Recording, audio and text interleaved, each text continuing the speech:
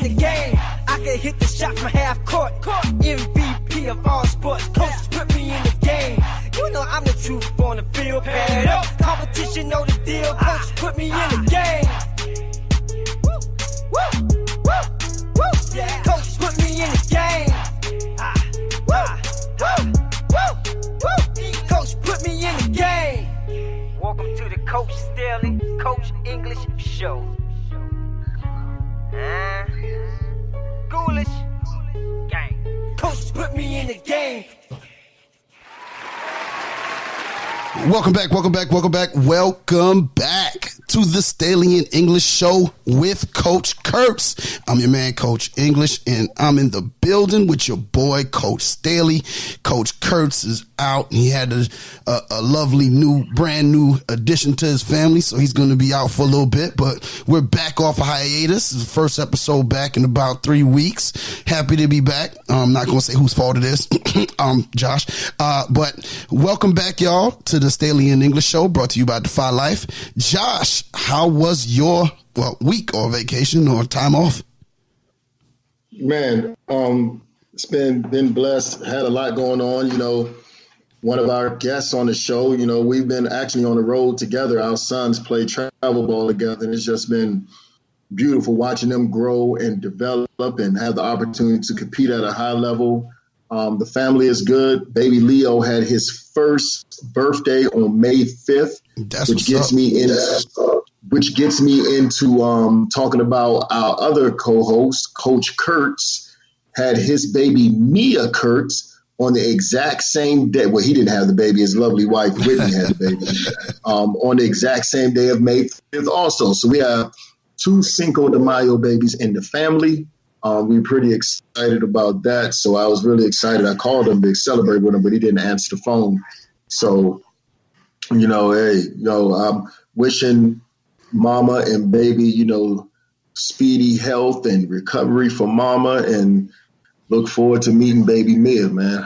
How things been going with you, Coach E? Man, ain't nothing, man. Just been out here doing the best I can to make sure my students don't fail the EOC. And that's been a grind, and also on the road doing some travel ball as well. Out there, and my daughter does dance, so been having to travel to see that too. So it's been a long 3 weeks, but you know, it's been all right, man. And we have 2 very special guests with us, Josh. I'll introduce one and you introduce the other. How that's cool with you? Sounds good to me. All right. First off, been a head coach for a minute at Lakewood, and now is the new head coach at Sumter High. We want to welcome Coach Bryan Brown to the show. Coach Bryan Brown, how's it going?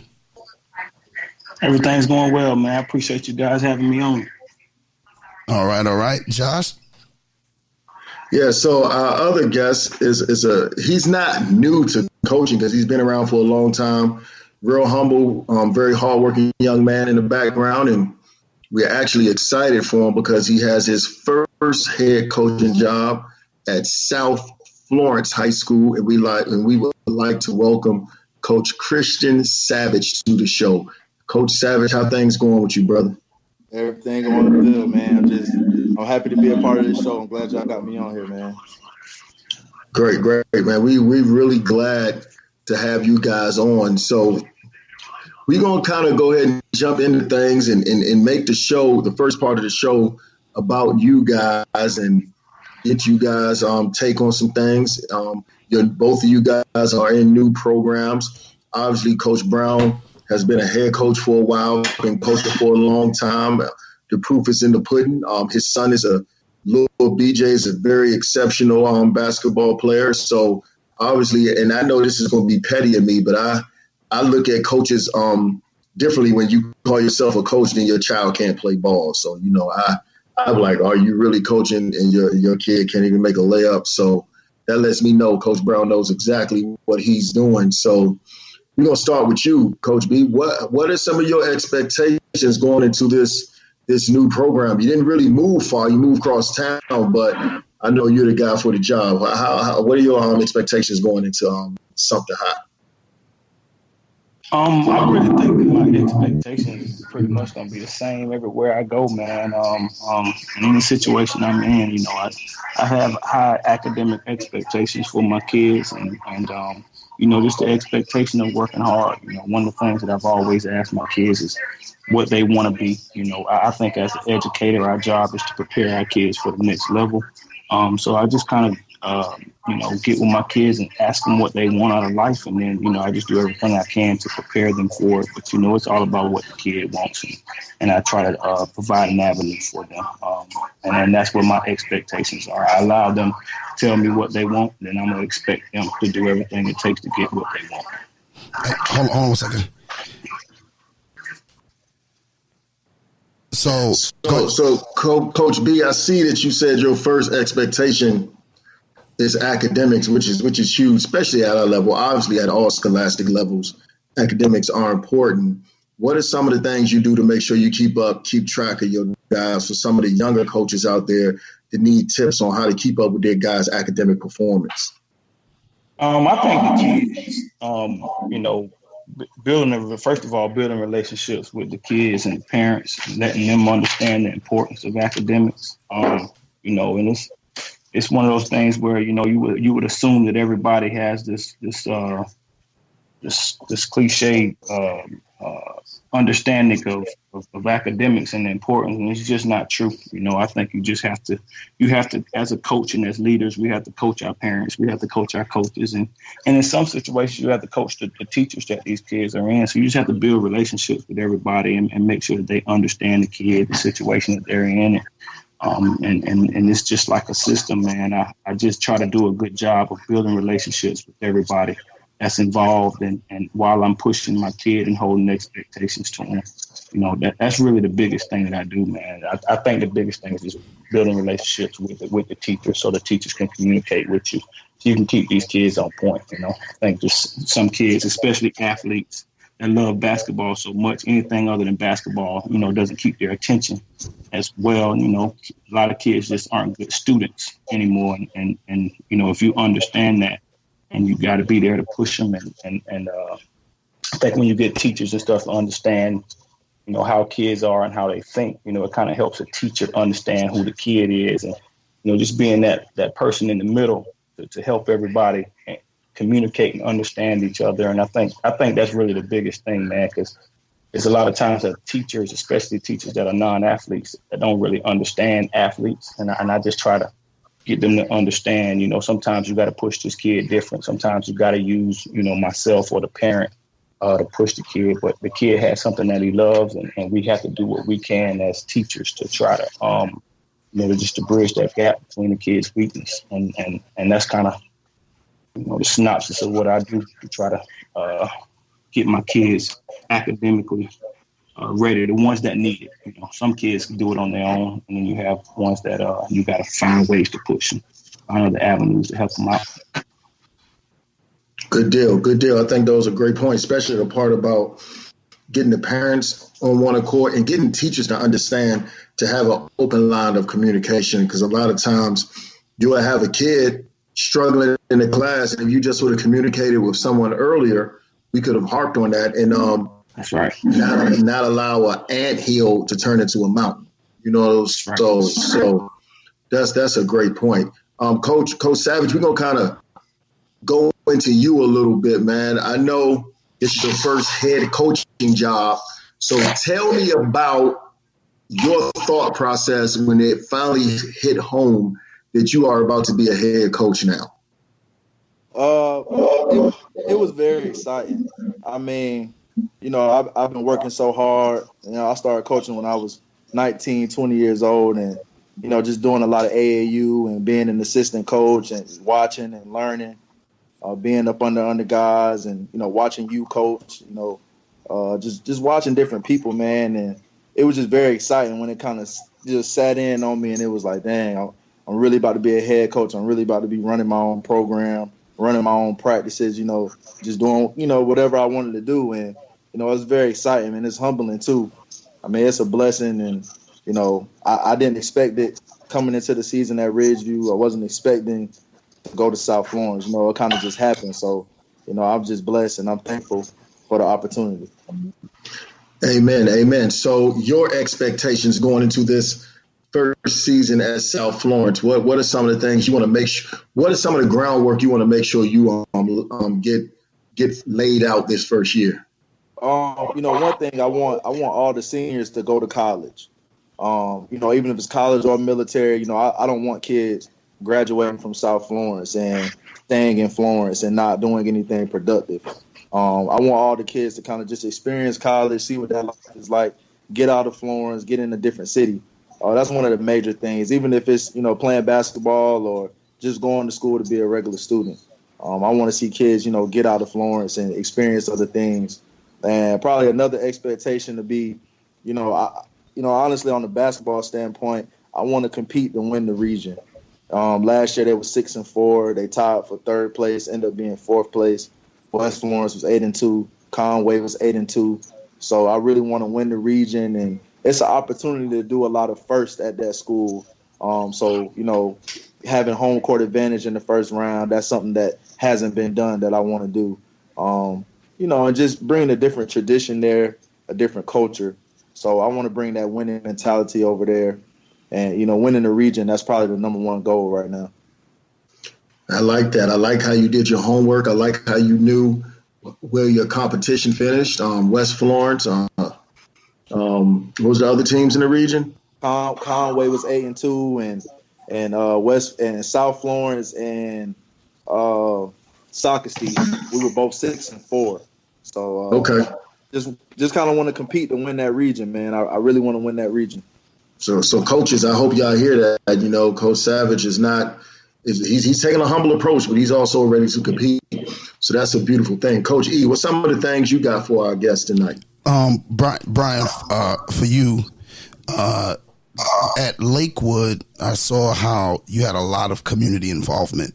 And being as how you're still in Sumter, what do you think that transition is going to be like as far as implementing that at Sumter? It should be somewhat easy, but it can be tricky being that you're moving things from one area to the next. Or are you kind of just going to leave everything there and build something new at Sumter High School? Yeah, well, we're definitely going to build something new. I mean, it's just a new, it's a new school. It's going to be new fans and new people. I mean, Sumter's not a real big place, but I think it's kind of close knit. There's a lot of basketball heads in Sumter, and I think that the same people that support it from the basketball heads standpoint are going to support. Regardless, they just going to want to see good basketball. And I think that's what we brought to Lakewood, was good basketball, and that brought a crowd in. We're going to do the same thing at Sumter High, just try to provide, good basketball environment for the community. And I definitely think they'll come out and support us. So I'm looking to build the same rapport, at Sumter that we had at Lakewood. See, I was talking more so of when you look on your Facebook, talk about the community, like the camps you did and things that you actually did outside of basketball in the community. Oh, yeah. Well, being at Sumter High is going to give us an opportunity to expand those things, man. And that's one of the things that I actually like about being at Sumter High. The resources are just different. Sumter is a 5A school, and it's a well-respected school. And, I just think that, the resources, at Sumter High is going to give us an opportunity to go far and beyond, the things that we were able to do and accomplish at Lakewood, So I'm actually looking forward to it. And, we're definitely going to do our camp and again this year and the Be All In camp. And we're going to just try to build it and keep growing it. Okay. Coach Savage, I've seen you at a couple of spots because a couple of your guys that you have play for Upper PD, where I coach, and looking at them, observing them play. Tell me what do you see? What do you see out of those guys that that you think you can work with and that you can get better at, and how do you think you can use those guys? And talk a little bit about those guys. Watching them play, those guys can really shoot the ball. I mean, Justice, I'm going with the young guys, Weston and Bryan. Those guys can really shoot. It's not a ton of size, but I know a couple of kids that do play that, they just haven't been playing in those events that I've been at. But the guards, I think with Bryan Sparks, Justice Jackson, I think those two guys can really lead us. Bryan, he has to expand on his shooting. He's very streaky, and we talked about that before. He's streaky, but he's a really good ball handler. He plays with good pace. He can handle the ball with both hands. He's athletic. He just has to kind of learn how to score and learn how to pick his spots. I think once he does that, he'll be a really good player. And then Justice can shoot the ball. He can shoot with anybody. And, he's probably one of the best scorers in the state in his class. Justice just has to kind of work on handling the ball a little bit more, making other players better, putting that ball in his left hand a little more. But those two guys, I think they can really, really lead us. And I got another kid that I really like. He plays with Team Wright. I watched him play on Baller TV a couple times, and I watched games from last year. And he plays with a really high motor. His name is Chance. He's about 6'4". And, I'm big on skill development. So, being able to work with him and develop him into a player that, wasn't counted on last year, but this year we'll count on him. And, I think we got some good pieces. There's a lot of guys in that school that are excited. And, I like Weston. Weston, that's on your team. He can really shoot the ball. And like you said, he has to get tougher. But I think with us being in the weight room and the mentality that I'll come over there with, I think he will get tougher because we don't have to be ready to play until November. So everything we do in June, the off-season work, we don't have to be ready until November. So we got 6 months to really work and really get better. So I see kids that want it. And, even Kavaris, the other kid that's on your team, he's a dog. He wants it. And he's not the best player right now, but he wants it. And that's all you can kind of ask for is kids that want it, kids that want to get better. I like it. And before we get into our show's topic, my take is this. I think Sumter high school basketball program is one of the most dangerous programs in the state. And they've hired one of the most dangerous coaches in the state. So I see nothing but success, and I see state championship level contending for that program in the next 2 years. And I know that soon. And Coach Brown, you might be like, we're going to do our best, but I know your work. I know what you do. I know how well you do it. And like I said, you're one of the most dangerous coaches in the state. I won't elaborate on that because I don't want to step on anyone's toes, but you got hired in one of the most dangerous programs in the state. And I think people are going to really, really see what you're capable of. And not that you did a phenomenal job at Lakewood. You turned that program around that wasn't used to winning and turned it instantly into a winning culture. So the proof is in the pudding, like I said earlier. But congrats on that, man. I'm really happy. And I think South Florence made the right decision. A starving program hired one of the most hungriest coaches in the state. So I know that program is going to eat. And I expect nothing but big things. I wish you guys well, except when you play me. But other than that, I know you guys will do exceptional. I know you're going to do a great job. Coach E, what you got to close out the interview before we get into our topic? I got one thing, and that is Josh, and I'm gonna go Josh. I'm gonna go Bryan first, and I'm gonna go Josh. Bryan, I don't know about you, but I was blessed, and I'm sure Savages as well, to have older guys, to people who have been coaching way longer than me, to kind of give me some advice. And I've come up with lots of different nuggets, but, different people have different things. So what is one piece of advice for that you would give Coach Savage on his first job? I guess I'll go first on that, man. I'll tell you, man, and it's hard to do, but I can just remember. I can still remember when I first started, man. And one of the things, and then Coach Parks, who you worked with at Ridgeview, was a football coach, somebody that helped me out a lot, man. It's just being able to understand the new kid, man. And I know you probably already know this, man, but you gotta be able to understand the new kid, and you gotta kind of give them. You gotta kind of find the fights that you can fight, and the things that you don't have anything to win from it, man. Just don't fight it. I think I tried sometimes to be too tough as a coach, and I don't know if you'll have an issue with this, man, but I'm kind of old school, and I think that's probably the biggest learning curve I had to go through was really understanding the change in the new kid, man. And I've embraced it, and I think I've just been receiving good things since I embraced understanding the new kid.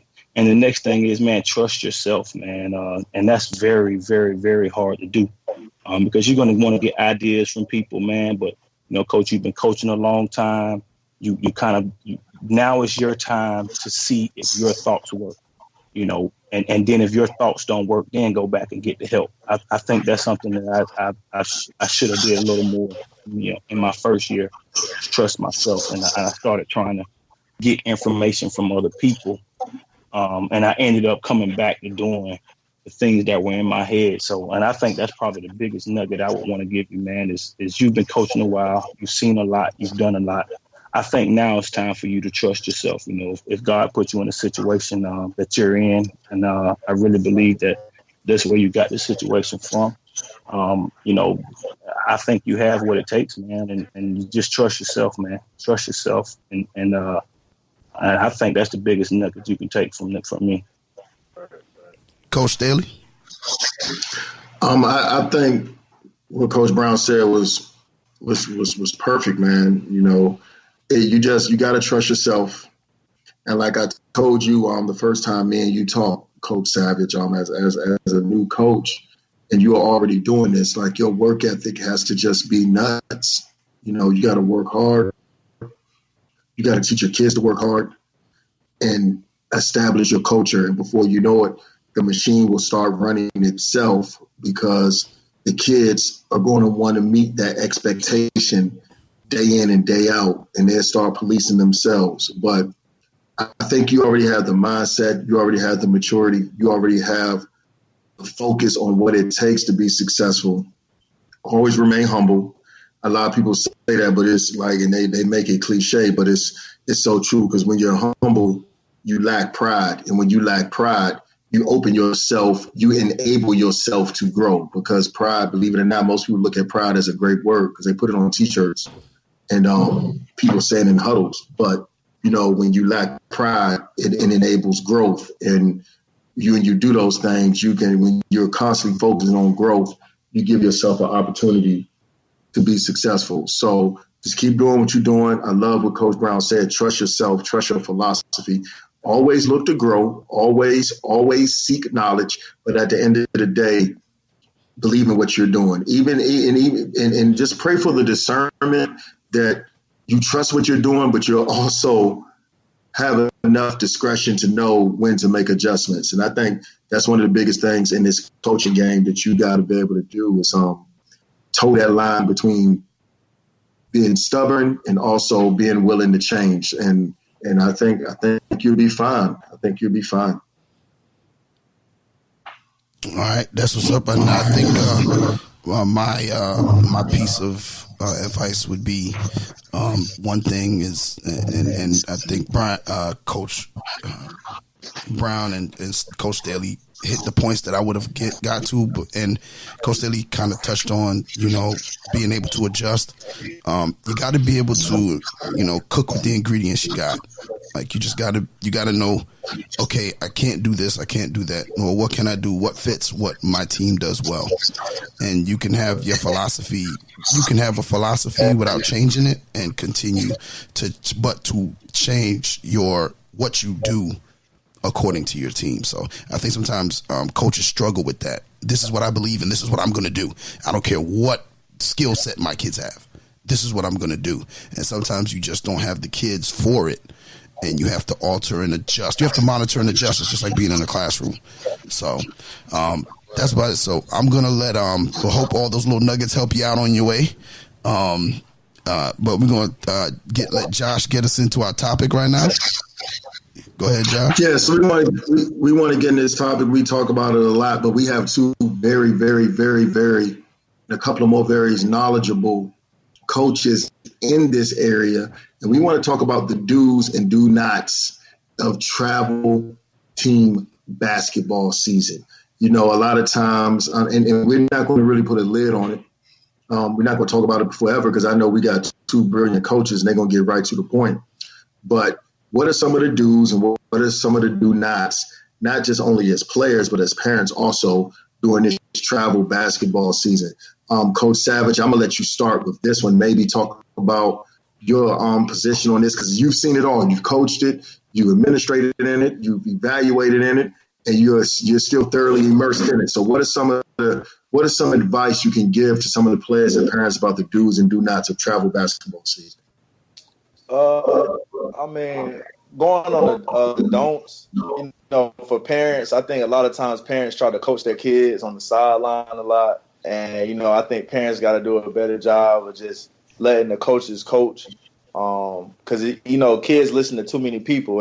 If the coach telling them to do this and then he looked to the left and his dad sitting right there at the front telling him to do something else, now he looking at his dad and now he torn into making a decision. So I think, you know, parents got to do a better job of just letting coaches coach. You know, don't try to get too involved, you know, playing time. Don't worry about, you know, why he isn't playing that much. Try to focus on what he need to do to play more. Holding kids more accountable instead of just looking for an easy way, looking for a coach that's just going to start them and play them and let them do whatever you want. Because sometimes you got kids that are playing for teams that aren't good at all, but, you know, the kid is doing whatever he wants to do and the parent is happy. But the kid isn't being coached and he's picking up bad habits. And, you know, those are things that I think parents got to look more into when you're picking a team. You know, don't just pick a team because my son can take 25 shots a game and he won't come out. Like, that's not going to help him because that's not realistic. And what the dudes, I mean, for a player, you just have to play hard. Coach Brown, you know, he was with Team SC last summer, and all his guys were getting recruited. You know, Russell, Trey, Waylon, Chase. I mean, those guys played so hard. And I had a pretty good team as well, but I felt like Bryan's team played a lot harder. And they played hard every single game. So it wasn't like, you know, maybe they came into the game like my ankle hurt, you know, my knee hurt, but they still played hard and they still competed. And I think a lot of kids overlook that. They think it's about scoring and it's about doing this and doing that. But if you play hard all the time, college coaches can't turn you down. They can't turn you down when you play hard every single possession.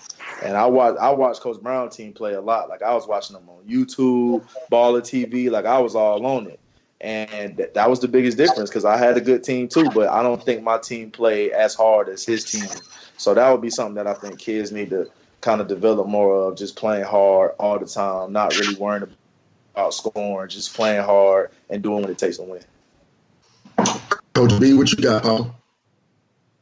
Oh man, that was some good stuff, Savage, man. And I appreciate all the compliments, man. I just want to say this, man. You know, I've been coaching AAU for a long time, man, and I got a couple of dues, and I'm gonna give one for the parents and for the players. And then talking about that Team SC, you know, I've been coaching those guys for a long time, man, and the one thing that I told those guys coming into that last season was, you know, the only way that we were going to get respect is we gotta win first. You know, all of those guys wanted to get in college. And I'm saying this to players for them to understand. For all of those guys to get into college, we got to win. That's the only way coaches are going to come see us. We didn't have a shoe contract, and they just believed me, man. And I'm going to get to the parents in a minute, but those guys just believed in it. I told them we had to win, and the only way we were going to be able to win is we had to play together. And those guys just, you know, the way they played for each other, man, and didn't care about scoring.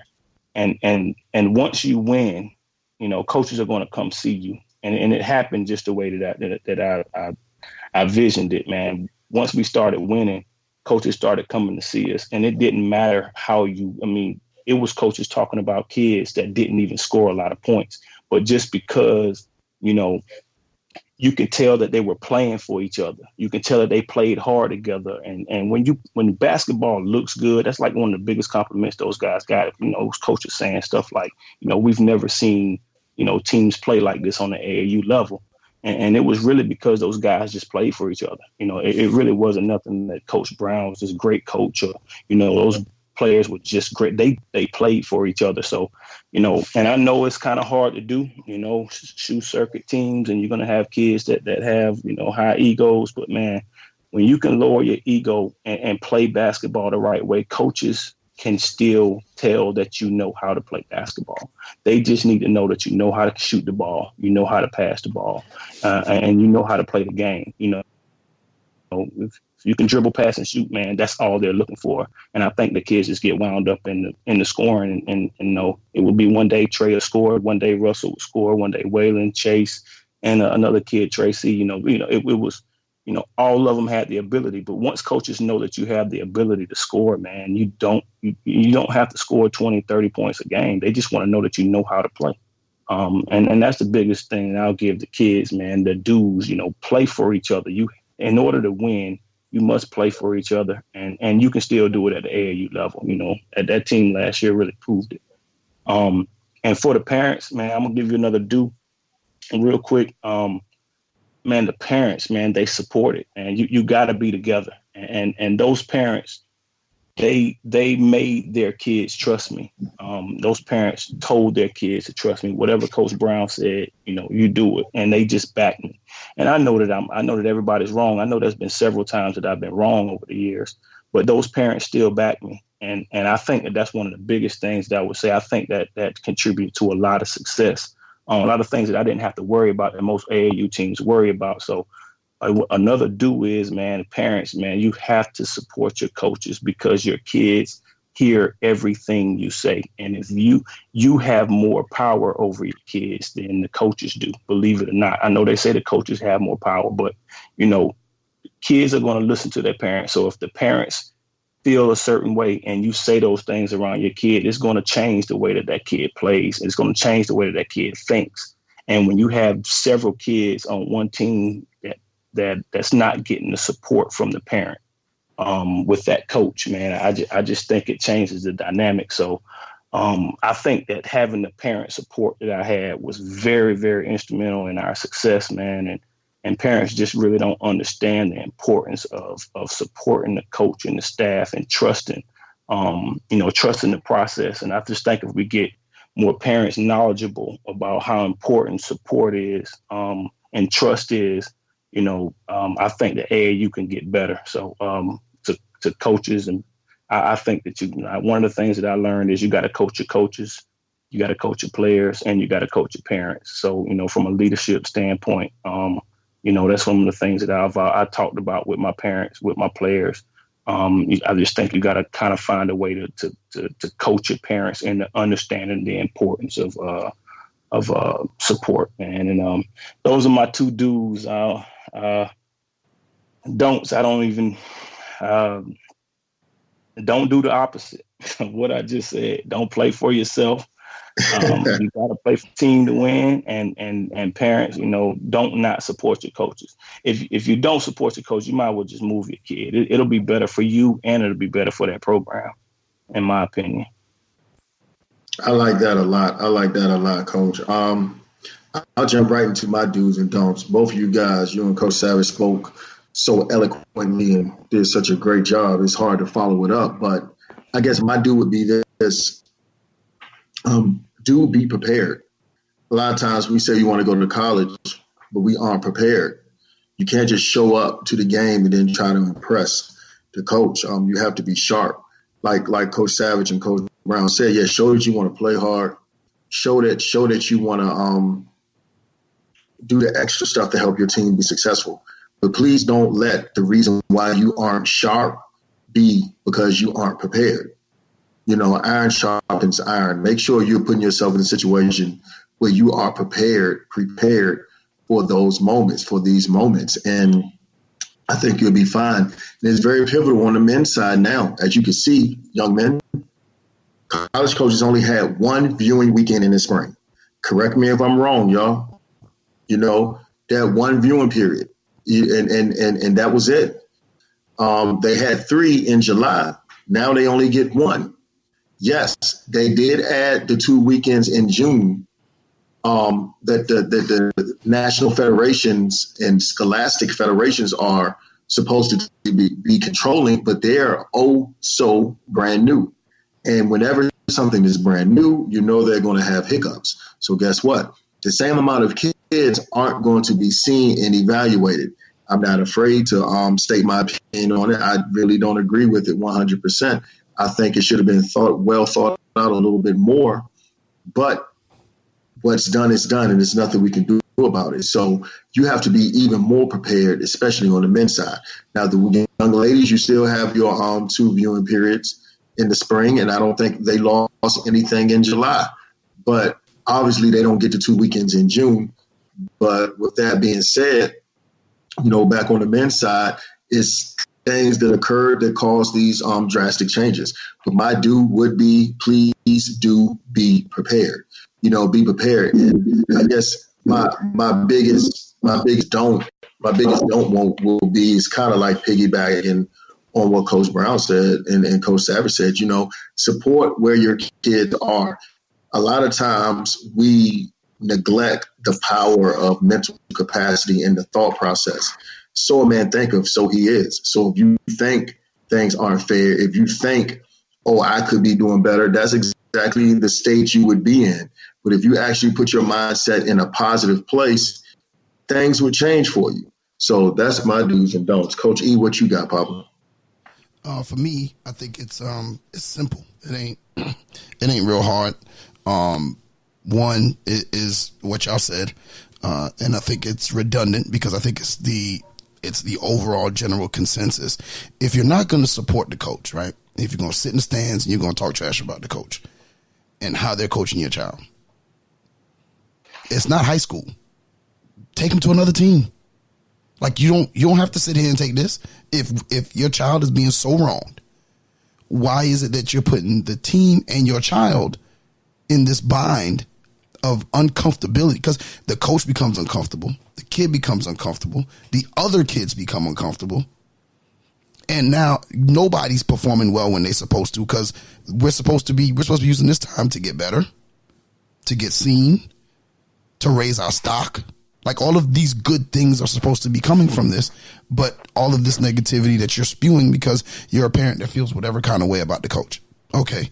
So parents, just if you're in a spot and you're going to stay there, support the coach. And I think Sav said it earlier, like if there's an issue, like find out, hey, coach, you know, what do you think my child needs to work on to get more playing time? If that's what you feel, like how can he get on the floor? What more does he need to work on so that I can start working on with him during the week? You know, right. You do something. You be proactive. Or talk to your son about or daughter about being able to go to the coach and say, hey, coach, what do I need to work on? You know what I'm saying? You really want to be proactive? How about, I know a good bit of AAU programs don't record their games. If you're a parent and you're going to talk trash, sit there with a camera, record your kid, and sit down with your kid and say, hey, you see where you made this mistake? Since we know so much about, because, you know, everybody knows everything about basketball. Do your part as a parent. Sit them down and go, hey, look, you see how you did this? No, you see this person was open. Okay, this was a bad shot. Point out what you're seeing rather than praising them all the time. You know, like just be real. And that's the one thing I know. I haven't really interacted with you, Bryan, and your son, but Josh, I know how you are with Tal and Jay. Like, it's real. Be real with your child. All right, and support the coach if you're going to be there. So I think that's the biggest thing in travel basketball. And then kids, just play hard. Like Sav said and Bryan said and Josh said, like just play to the best of your ability. Because the only person, when you walk on the floor, young men, young ladies, the only person you should be competing with is you. You have to give your best self every single time you step on that floor. because you know whether you played your hardest or not. I had an argument with one of my assistant coaches because one of our kids, who's probably one of the most talented kids we have, he's an incoming freshman, he scores on JV. I think he averaged like 16 points. He's averaged 16 points over the last 2 seasons on JV, and he's been on JV 7th and 8th grade year. But he plays so late. He does not play hard. And I'm arguing with my assistant coach. He said, "Coach, he's good." I said, "But he's not playing hard." So he's on the team. For him to get what he's supposed to get, he's got to play harder. So if he's getting 16 playing lackadaisical, imagine what he could be doing if he actually played hard. The kids, you just got to push yourself. If your ankle hurt, there's no excuses in AAU. What excuse? There's no excuses in basketball. If you put a jersey and uniform on, that means you wanted to play. Don't tell me if you that hurt. Tell me before the game. I won't play you. So, just play your hearts out, and parents support the coaching staff. That I think that was just overall everybody's thing. But man, you guys, I really, really appreciate everything you guys gave today, man. But before we get out of here, there's a question we ask all our guests, and it's actually kind of good. We get to go a little bit longer with this one because we got two basketball savants on the show. So we'll start with you first, Coach. Coach Brown. I guess it's not fair because then Savage will get a chance to think about his answer. But you're playing in a game. You're going to coach a game for your life. All right.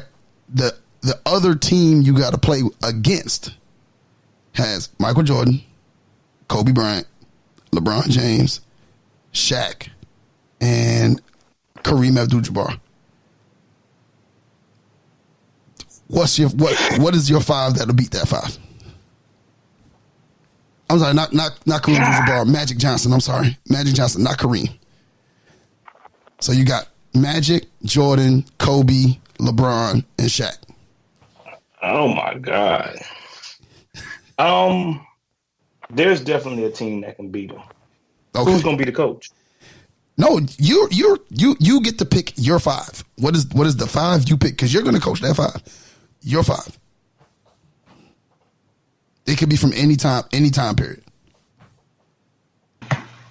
With that team, I can tell you the first person I'm gonna pick is Dennis Rodman. Okay. I would probably have to go with Allen Iverson.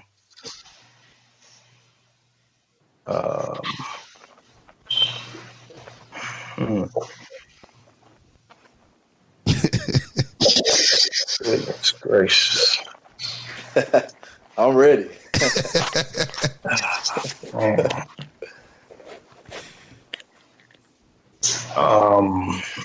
Kevin Garnett, Tim Duncan, and I need some guards. Now you only get 5. You only get 5 now. How many is that? That's only 4, right? That should be 5. No, you're panicking, Coach. That's I'm pressure, man. You got me under pressure. I'm sitting here thinking I need somebody that can play defense. I need somebody that can score. I don't know. That's a tough question, man. I gotta have a sub. Give me a sub with a team like that. Let me get them 6. No, you get no sub. Hey, Savage, what's your 5, man? My 5. All right. Give me Tracy McGrady. Which Tracy McGrady? Which Tracy? You know we talking about T-Mac in his prime. Get out of there, man. Go ahead, Coach. Yeah, man. Come on now. I'm about to say. All right, give me Tracy.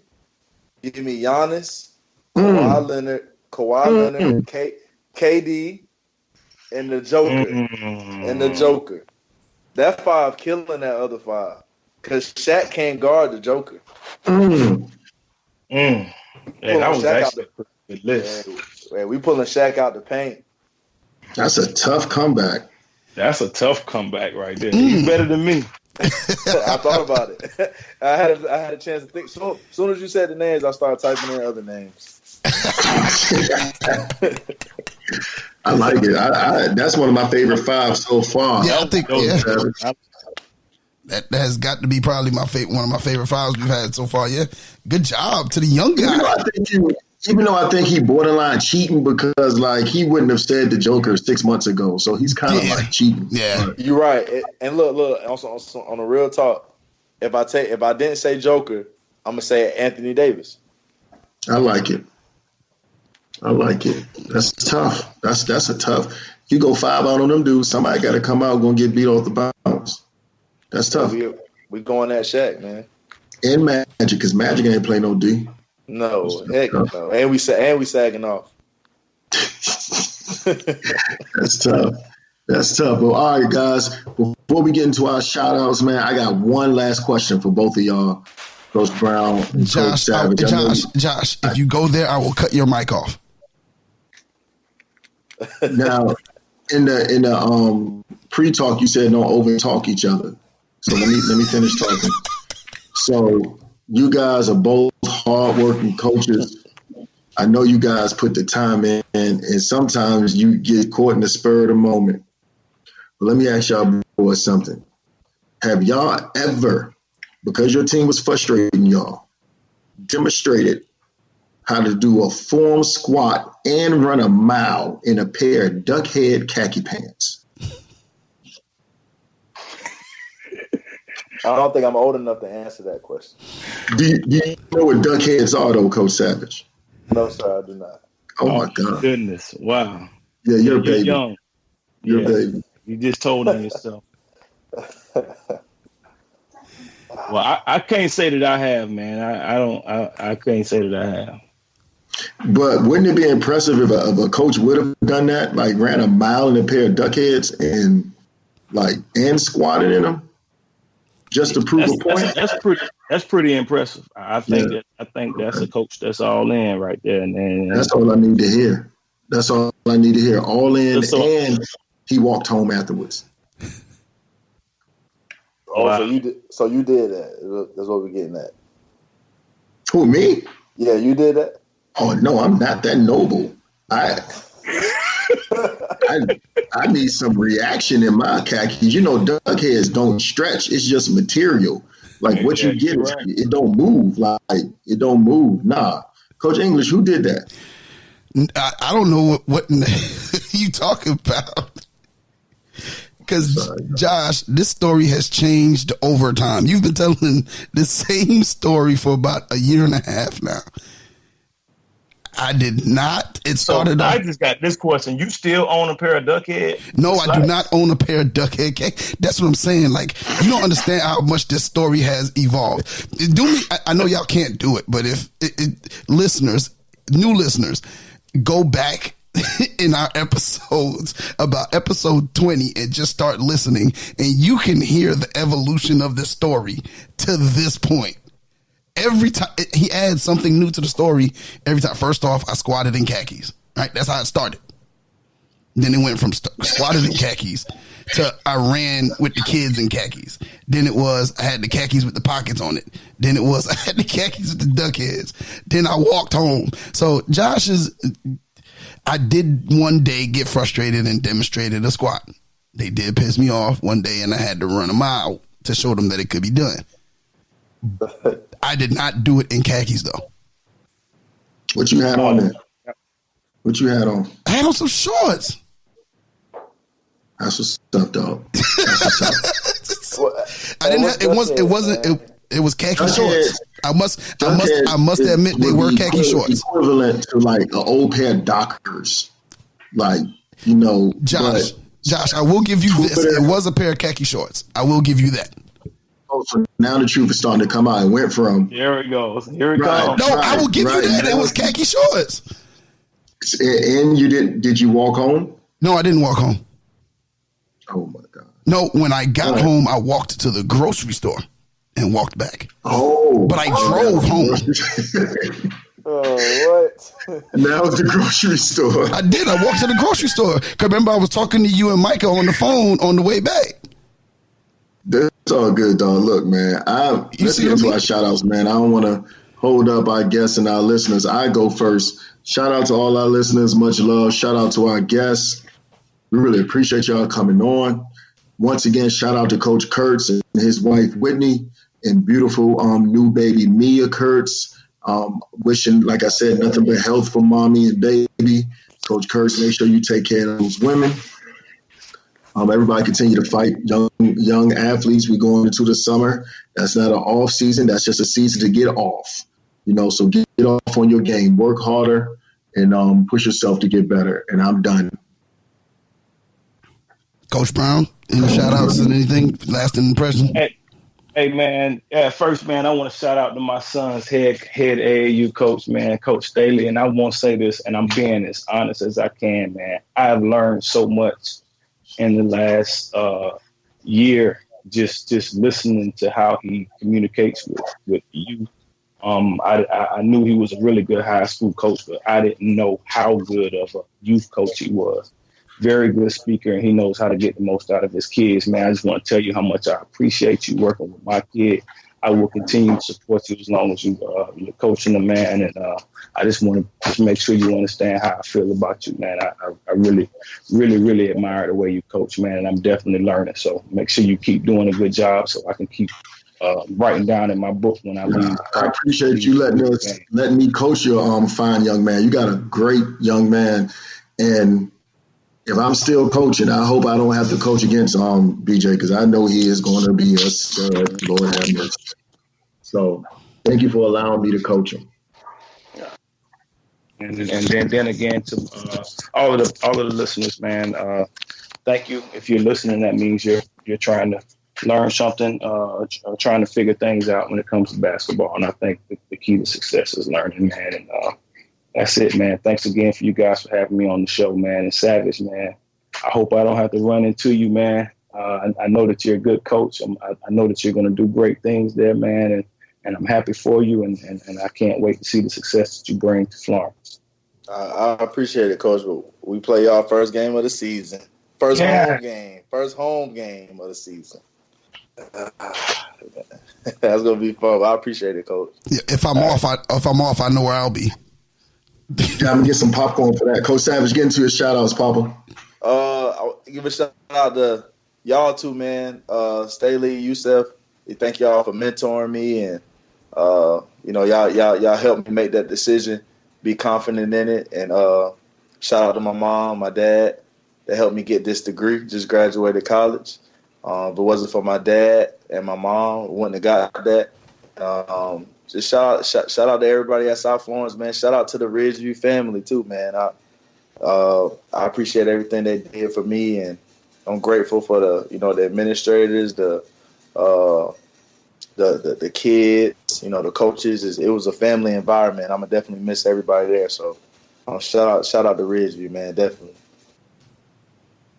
No doubt. Take us out, Coach E. All right, first off, the one thing we haven't done yet, and we'll go ahead and do that real quick. Want to give a shout out to all the mothers out there. Mother's Day was yesterday. Want to make sure that you all enjoyed it, and just to let you know that you are extremely important to us. Without you, we would not be here, and we hope that your sons and everybody else and daughters and grandkids treated you well yesterday. So just know that from the Staley and English Show, we wish you a happy Mother's Day. Also, to our listeners, if you want to join the conversation, you can hit us up at the Staley and English Show at gmail.com. That's the Staley and English Show at gmail.com. You can also follow us on all social media platforms at the Staley and English Show. Also, visit our page on www.godefylife.com. And as always, keep God first. Everything else will follow. Peace. Peace out, man. Appreciate y'all, fellas. All right.